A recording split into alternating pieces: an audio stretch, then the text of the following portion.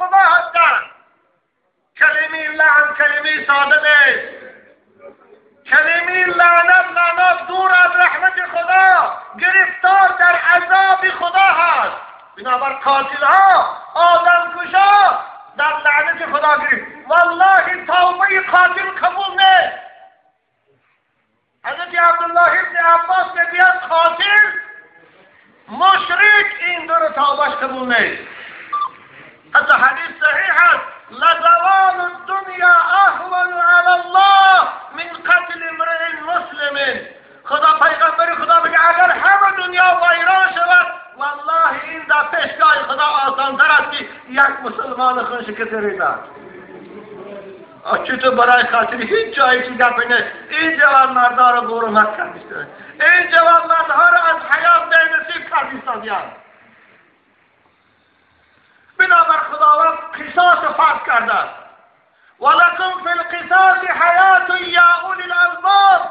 خدا میگه کسانی عقل داره، قصاص در شما فرض است.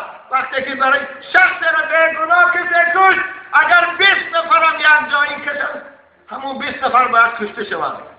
اقتصادی حکم مقدم مقدس اسلام است.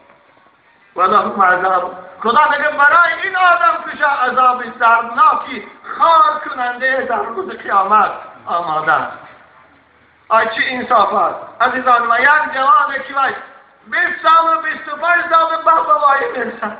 پدر و مادر او را تا این سن برساندن چه زحمت ها کشیدن، چه رنج ها کشیدن و این آرزو که فقط در وقتی پیری من اینا میبینند از دست ناخلف ده هیچی کشته شود مگر این علم آور نیست. آی جوانایی که در دستی ها کار میکنید، مرگ به شما که بجای آن که شما یکدیگر تا پشتیبانی کنه و یکدیگر دوستی کنه، یکدیگر تا خودتان تاجیکا میشه. مرگ به شما بارید تاجیک، مرگ به شما بارید جوان مرد پهلوان. شما باید تاجیک پشتیبانی کند. بالای تاجیکی شما مسلمان هستید، شما هم ملت و هم وطن هستید، نخواد که یکدیگر تا بکشید. خیال کردی فایده کردی؟ ای قاتلی ملعون، آی سگی لعین خیال کردی فایده کردی. والله تو دنیا تم از دست دادی، آخرت تم از دست دادی، از رحمت خدا تو خودت بینصیب کردی. تو خیال کردی که الله تو پهلوان شدی این مرد؟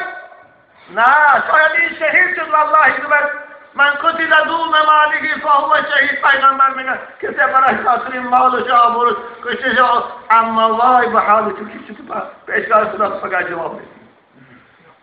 بنابراین عزیزان من این خیلی مصیبت. البته فرصتی من نکرد، تنگ از تابوت آمده است.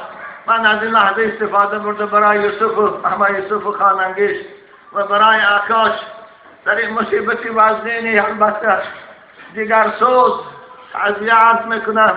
خداوند از صبر جمیل برایشان عطا فرماید، به خاطر تسلی دلشان، به خاطر آرامیششان همون حدیث رسول اکرم صلی الله علیه و سلم میخوانم، بعد از آن جنازه میخوانیم. پیغمبر خدا میگویم قال الله تعالی، پروردگار در حدیث قدسی میفرمایند ما جزاء عبدی اذا اخذت سفیه من اهل الدنیا فصبر الى الجنه، رواه البخاری.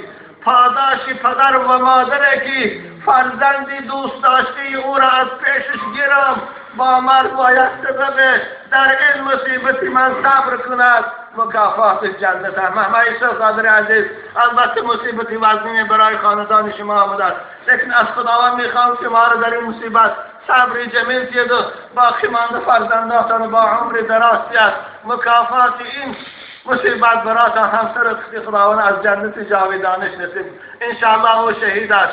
بالا اینکه هم با تیر دشمن کشته شد، هم در غریبی از پدر و مادر شاید اون چی لحظه های در اون لحظه های آخری جان سپاری داشت. او منتظر بود که مادرش از پدرش در بالاش باشد، اما معلصه در غریبی جان داد.